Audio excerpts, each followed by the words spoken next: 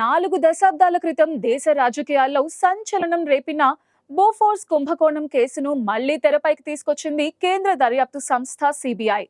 Bofors ముడుపుల కుంభకోణం దర్యాప్తు పునఃప్రారంభించేందుకు CBI రంగం సిద్ధం చేసింది.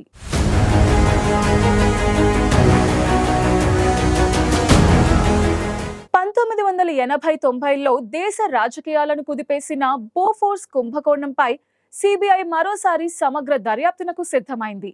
ఈ కేసుకు సంబంధించిన యుఎస్ ప్రైవేట్ ఇన్వెస్టిగేటర్ నుంచి కీలక సమాచారం సేకరించేందుకు సిబిఐ అమెరికా సహాయం కోరింది.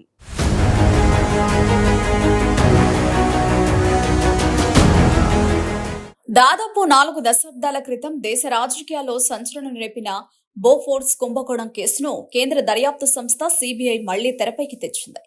బోఫోర్స్ ముడుపుల కుంభకోణం దర్యాప్తు ప్రారంభించేందుకు సిబిఐ రంగం సిద్ధం చేసింది. బోఫోర్స్ లంచం కుంభకోణం దర్యాప్తులో ఇది కొత్త మలుపు కానుంది. ఈ కుంభకోణంలో కీలక సమాచారం సేకరించేందుకు CBI American private investigator Michael Hershman ను గతంలోనే అభ్యర్థించగా అతడు సానుకూలంగా స్పందించాడు.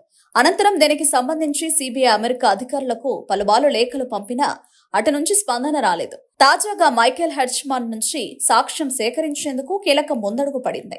ఇటీవల భారత హోంశాఖ నుంచి అమెరికాకు న్యాయపరమైన అభ్యర్థన లేఖ పంపేందుకు సిబిఐకి అనుమతి లభించింది.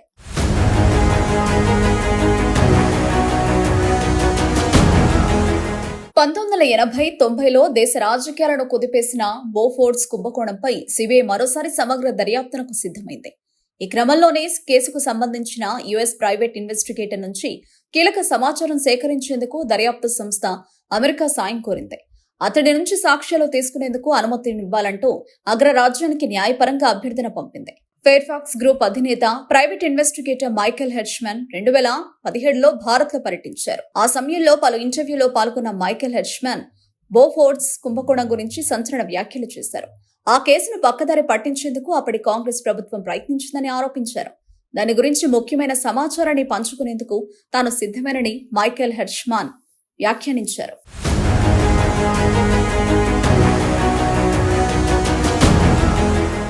మైకేల్ హెర్ష్మన్ ఆరోపణలను సుమోటోగా స్వీకరించిన సిబిఐ దర్యాప్తు చేపట్టింది. బోఫోర్స్ కుంభకోణానికి సంబంధించి మైకేల్ హెర్ష్మన్ నుంచి సమాచారం తీసుకునేందుకు అనుమతి ఇవ్వాలంటూ అమెరికా అధికారులకు పలుమార్లు లేఖలు పంపింది సిబిఐ. అయితే అటు నుంచి ఎలాంటి స్పందన రాకపోవడంతో లెటర్ రొటేటరీ పంపేందుకు భారత హోంశాఖను సంప్రదించింది దర్యాప్తు సంస్థ. కేసుల విచారణ, దర్యాప్తు సహకారం కోసం ఒక దేశంలోని కోర్టు మరో దేశంలోని కోర్టుకు లిఖిత పూర్వకంగా పంపే అభ్యర్థని ఈ లెటర్ రొటేటరీ ఎల్ఆర్ను పంపేందుకు ఈ ఏడాది జనవరి 14న హోంశాఖ సిబిఐకి గ్రీన్ సిగ్నల్ ఇచ్చింది.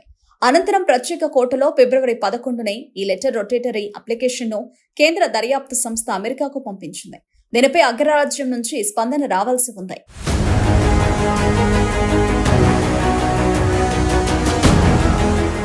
బోఫోర్స్ కుంభకోణం అప్పట్లో దేశంలో సంచలనం రేపింది. బోఫోర్స్ కుంభకోణం 1980లలో వెలుగులోకి వచ్చింది.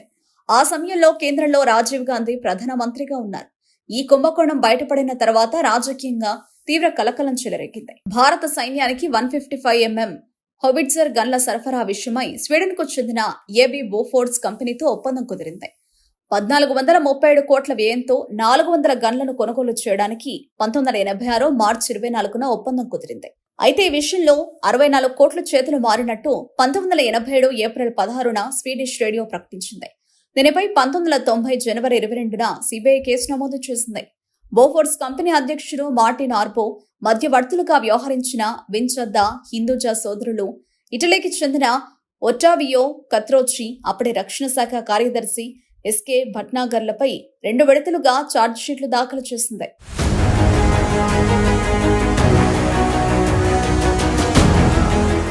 అయితే బోఫోర్స్ కుంభకోణం కేసు దర్యాప్తునకి దాదాపు 250 కోట్లు ఖర్చయింది. బోఫోర్స్ కుంభకోణం విలువ కన్నా దర్యాప్తు వ్యయమే అధికంగా ఉందని భావించి 2005లో ఢిల్లీ హైకోర్టు ఈ కేసును కొట్టివేసింది. అంతేగాక లంచాలు ఇచ్చినట్లు సిబిఐ నిరూపించలేకపోయిందని తెలిపింది. ఈ తీర్పును సవాల్ చేస్తూ 2018లో సిబిఐ సుప్రీంకోర్టును ఆశ్రయించింది. కానీ సుమారు 13 ఏళ్ల ఆలస్యంగా అప్పీలు చేయడం సరికాదంటూ అత్యున్నత న్యాయస్థానం దాన్ని తిరస్కరించింది.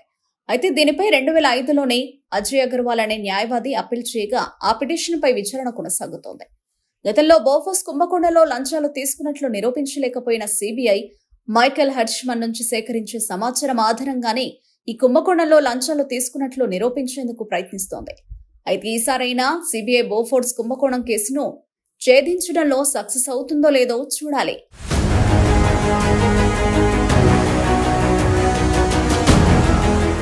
బోఫోర్స్ కుంభకోణంపై మైఖేల్ హెర్ష్మన్ సమాచారం ఇచ్చేందుకు అమెరికా అనుమతిస్తే ఈ కేసులో కీలక పరిణామం చోటు చేసుకోవటం ఖాయం.